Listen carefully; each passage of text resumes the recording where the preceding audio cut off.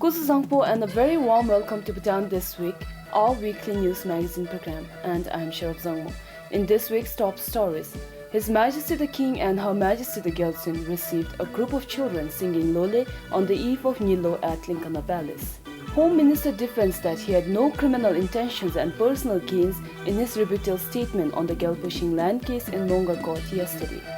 Community center services across the country are underutilized. His Majesty the King and Her Majesty the Gyaltsen received a group of school children from Thimphu who sang Lole at Linkana Palace on Tuesday. Children in groups sang Lole in front of His Majesty the King and Her Majesty the Gyaltsen at the Linkana Palace. Lole is sang to commemorate the beginning of an auspicious New Year on the eve of Nilo. Nilo is celebrated as New Year specially by the people of Wangtsochenge.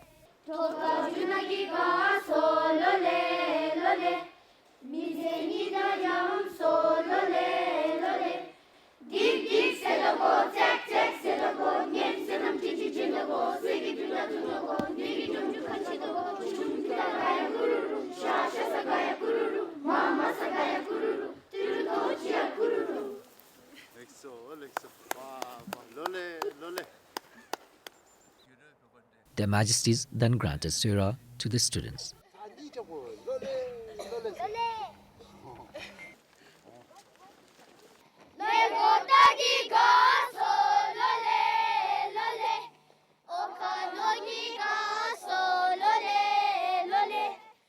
Sonam Funzo for BBS News. Nilo, or the winter solstice, is celebrated largely by the people of Wangtsochenge as the beginning of the year. Nilo is believed to be originated from Wang, the present-day Thimphu. However, Nilo celebrations over the years have changed. Elderly people say there is no more excitement as it once used to be. Our reporter Sonam Lhamo finds out more. This is 60-year-old Jampel from Depsi village in Thimphu. When I visited him yesterday, he was busy practicing archery. To celebrate Nilo, he said they are organizing a traditional archery tournament. After practicing for a while, he leaves for home. He and his wife prepare porridge, a breakfast to begin the day tomorrow. However, Jampel said the celebration of Nilo is no more as it once used to be. He said in the past they used to celebrate for days, visiting every house in the village.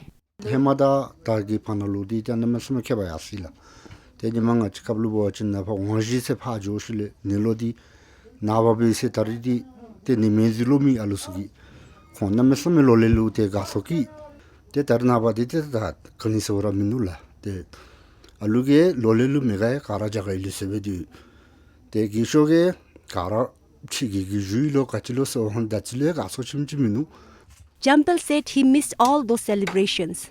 Nilo, according to the Buddhist lunar calendar, based on Buddhist astrology, is the first day of winter and the shortest day, after which the days start getting longer until the summer solstice. And what it symbolizes, according to our belief system, is night is ignorance. So ignorance will be lesser and lesser, while the wisdom will grow more and more. So today, so it is considered as a very auspicious. So on that day, normally Bhutanese people, they celebrate like a New Year, you know. But from the spiritual point of view, that is a very, very important day, because the benefit of that multiplies into thousands. Levisingi Doji from the School for Language and Cultural Studies in Thimphu explains what is stored in the Buddhist astrology.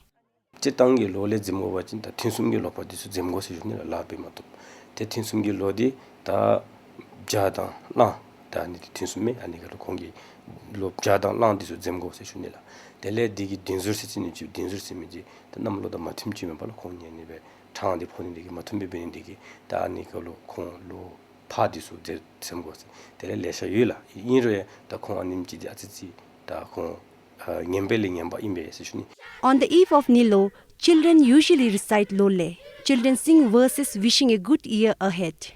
However, Lole tradition is slowly dying. We thought of organizing or something like that, because Now, it's part of our culture, so we wanted to preserve that. And I discussed with one of my auntie, and she was saying that it's a good idea. And we surveyed in our village how we can do that.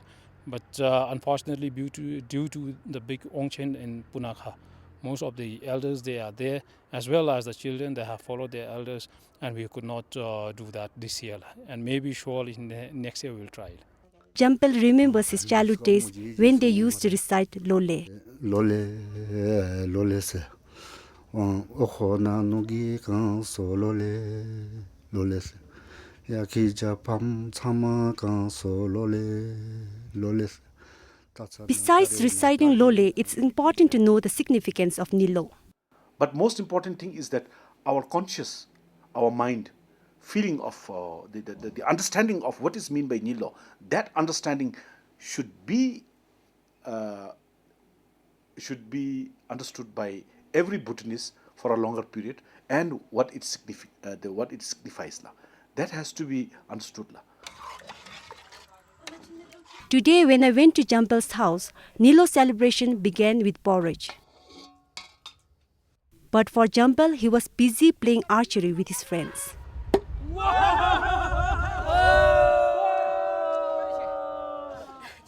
Nilo is celebrated with families going out for a picnic, playing games and having fun.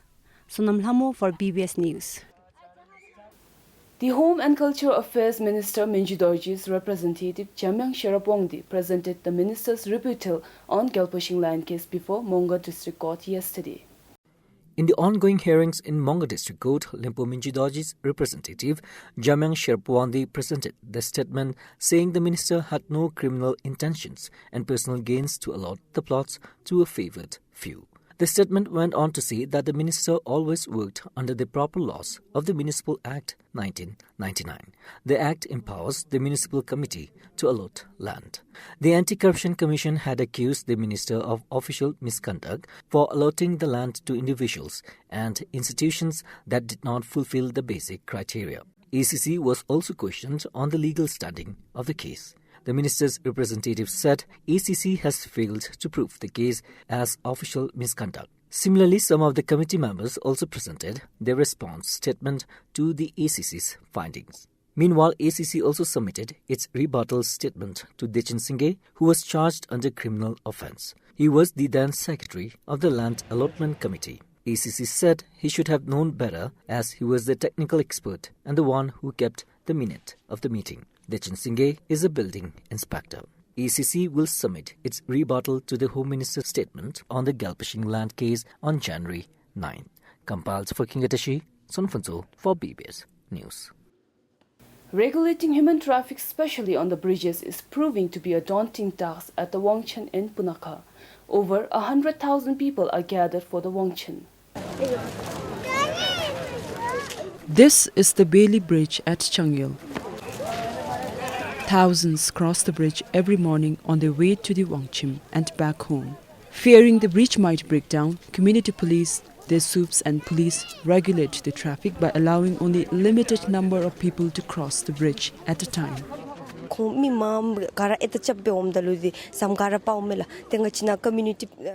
When people rush at time, the bridge starts shaking. We have been controlling the number of people crossing at a time. Despite this, the rush is unmanageable sometimes. Meanwhile, the suspension bridge over Phuchu also has been handling overwhelming human traffic. The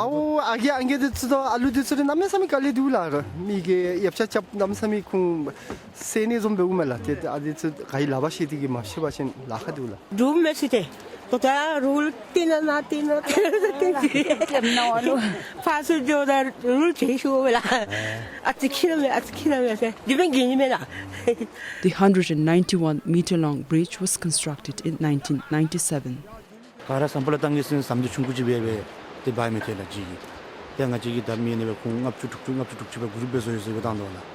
Road officials has carried out inspections and found both the bridges to be intact. The soups and police expressed concerns over the safety of the bridges. So we carried out an inspection and found the bridges to be safe and intact.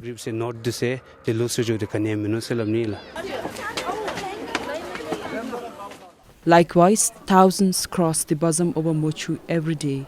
In fact, the bosom sees more rush. Compiled for Chunidima and Kanzangtile, Dichinwangmo, BBS News. Poultry farming in the country now has a roadmap. The ultimate goal will be to organize all poultry farmers in the country under the Bhutan Poultry Federation with the Bhutan Poultry Board as the apex body. The journey towards that goal has kick-started with the registration of the poultry farmers in Serang and Sarbang. To be eligible for registration, there is a set of criteria that has to be fulfilled. Farm structure, biosecurity, animal welfare and feed store are among the 18 criteria that have been set. If the poultry farm does not meet the criteria, it will not qualify. In Sarbang, only 39 poultry farms of the 166 qualified to register with the National Poultry Development Center. Yugal Chandra Rasaile, a former teacher from Digiling Gyewak, is one of the poultry farm owners who managed to get his poultry farm registered. He said now his farm will be recognized by the government. I had a problem of marketing last April, May, June. So I went to Ministry Department of Agriculture, Marketing and Cooperative for their support to help me to market my produce elsewhere than in Sarbang and Gelefu. But they said if you are coming, they told me whether I have come there on a group, representative of a group or individual. Then I said we didn't have a group, so they said then they would not be able to help us. So which means I realized that when we don't have a registration and when we don't have a group, we are not recognized by anybody. We cannot raise our voice when we are in problem. He started a broiler farm in 2008 with 700 chicks. The business did not go smoothly owing to his lack of experience in the field. He ran on loss and finally closed down the business in 2009. He restarted the business in April last year and survived another turbulent period a few months later. With the registration of poultry farms and formation of cooperatives, he said people who are hoping to start a poultry business will not face the problems that he faced. Registering the farms also has other benefits. We will be able to provide the support which is required to the farmers. Now, other thing is like if we do farm registration, we will be able to trace the traceability. We can trace out from where the products are coming, from where the diseases are coming. Now, the third thing that we want to achieve through this farm registration is that we want to have a very sound database. Anytime you ask about poultry, we will be able to give you the numbers of farm, the production, the revenue, where these farms are. Having started the registration process, Yugal is optimistic that the poultry farming business in the country will only grow. He hopes that poultry farmers in the country will contribute towards making the country self-sufficient in poultry and its products. And the roadmap will help them in doing just that. It will give poultry farmers like Yugal a clear direction towards their goal. Now, when we have a roadmap, for instance, like now our roadmap is the ultimate is to get towards the Bhutan Poultry Board. Now we start with individual farms, then we go to registering the farmers, then forming the poultry groups. Then after that we go towards the cooperatives, then regional federations, then the ultimate is the Poultry Board of Bhutan. Now this is a roadmap. Now if you clearly understand, if you are a extension agent or a farmer, you know what the roadmap is, and you will work towards that one, and you will not divert your resources or your time, because if you have a clear roadmap, that makes all of us easy to work towards. Sarbang Zongkak has the maximum number of birds in the country, and it is expanding rapidly since 2009. Tashuran, BBS News, Gelefu. To calm down the people and assure their safety, the Deputy Chief of Bodoland Territory Council visited Gakiling Gyewak in Sarpong last Thursday. The visit comes in the wake of Abdurjilah's abduction. After the abduction, people in the area stopped sleeping in their village. As the night falls, they go to sleep in another village and return the next morning. 65-year-old Chadar was the real target of the abduction. Meeting with the Deputy Chief of the Borderland Territory Council, he said he does not feel safe anymore even at his home. But he said he cannot continue to live like this as well.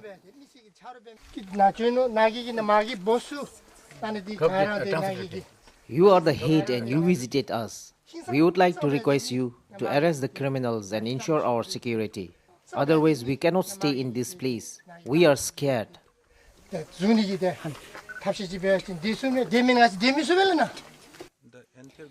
deputy chief asked the villagers not to leave their village. He apologized for the crime that the people of his territory committed in Bhutan. I would like to appeal to the villagers here who are very much scared to stay back here, who want to leave their village and go somewhere in other places. Please stay back here. Whatever has been done by the people of our territory, I have achieved, we'll take legal action and socially we shall mobilize in the border area so that the mutual understanding, brotherly relationship, one family-like relationship can be maintained and nothing kind of such crime is repeated in future. Asked if the ransom paid by the victims will be refunded, he said they have not discussed the matter yet but will look into it. In connection with the abduction of Dojila, 5 people have been arrested, of which 3 are Indians. The Indian men will be charged in Bhutan's court of law. Shauri Gurung, BBS News, Galifu. 100 community centers have been set up across the Geok in the country. However, according to the officials from the Government to Citizen Project Office, not many of the services are being availed by the villagers because of lack of awareness about such facilities among the villagers. Of the 100 community centers, 23 are connected with broadband facility and offers online services. Currently, there are 37 services online, but people use only 17 services like civil registration, forestry and community permits. The G2C project official found this during their visit to the Geoks to advocate GUBs, Mangmis and Sokpas about such facilities. For instance, I was talking to the CC operator in Saling in Mongar. He was of the view that they have laser applications, laser citizens coming forward to avail the services, maybe because of lesser population. That's what he has told me. But in most places, I think it's to do with the awareness and being a new service initiative. I think people don't have actually full confidence in using the services. So maybe with time, citizens will come forward to use our services. However, he added that the project office is working on various advocacy programs which will be carried out soon. Recently, Geok's administrative officer from all the Geoks were also trained on G2C project in Phinsiling. According to the Department of Information Technology and Telecom, 85 more community centers will be constructed by June next year. As fiber optic cable connectivity reaches more community centers and with more advocacy programs, the pace of the people availing the services is expected to pick up. As of now, fiber optic connectivity has covered the 20 Dzongkhaks and 131 Geoks. DIT has already tendered out the ISP provider for this fiber optic. Some of the the IT firms like Samdan Tech, the Bhutan Telecom, Tashicel, they have participated, and soon I think DIT will get one of those firms as a internet service provider for this fiber. Over 280 million Yultrum worth centers are funded by Chikfin Rikfil, SAC Development Fund, Government of India and Swiss Development Corporation. Compiled for Sonamongde, Karmatsring, BBS News. It is orange harvest season and the auction yard in Gelifu is busy. People claim that the price this year is low, but officials of the Regional Food Corporation of Bhutan say it is otherwise. At the auction yard, people are busy selling and buying oranges. Some people are happy with the price they managed to fetch.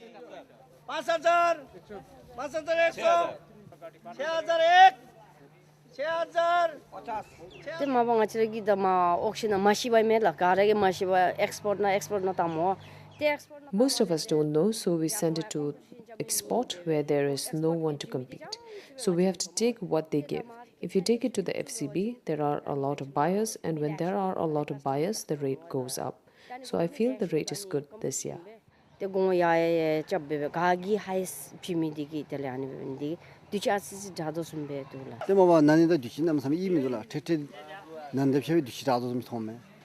However, many were of the view that the price of orange is decreasing every year. They were not happy with the price they got.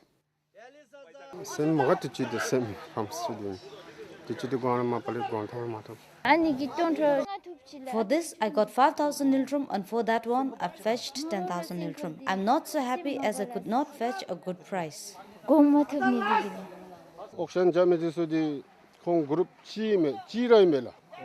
The buyers are one group. The same group came last year also.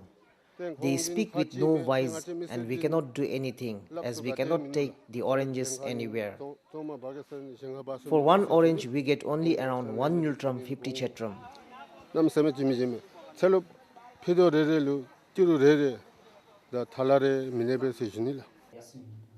The regional manager of FCB in Gelfu said it is the low quality and small oranges that fetched lesser price. On the contrary, he said the price is better this year compared to the previous year.